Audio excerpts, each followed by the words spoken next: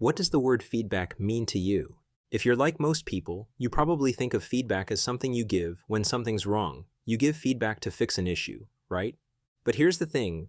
Feedback has become this tool we only reach for when we're frustrated. It's how we say, here's what you did wrong, and here's what you need to fix.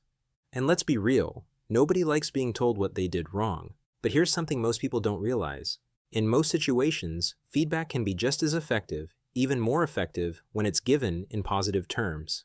Let's look at a simple example. Imagine you're teaching your 12-year-old niece to play tennis. You could say, stop hesitating when you go for the ball. But what if you flip that into something positive?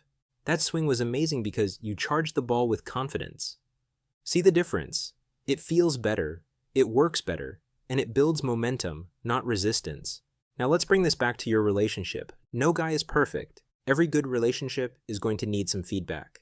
But feedback often spirals into arguments unless you flip the script and make it positive. The problem is, we usually only think of giving feedback when we're annoyed, when something's bothering us. But what if you made an effort to give feedback when things are going well? It takes more effort, sure. You have to look for the good stuff. But when you do, and when you name it, it can completely change the tone of your relationship. And science backs this up.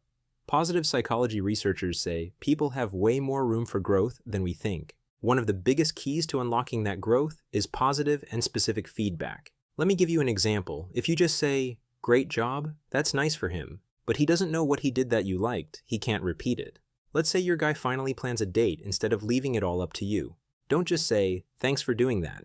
Instead, try something like this. I think I'm enjoying this date even more because I know you planned it. It makes me feel really loved when you take the lead.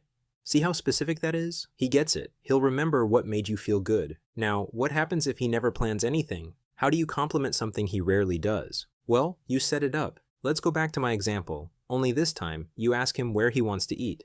If he says, I don't care, push back a little, and say something like, I'd really like you to choose. And when he finally does, you say, it means a lot to me when you weigh in on plans. Even if you don't have a strong opinion, it helps me feel like we're doing this together. Yes, it's wordy, but that's the point. Specific, heartfelt feedback builds a connection.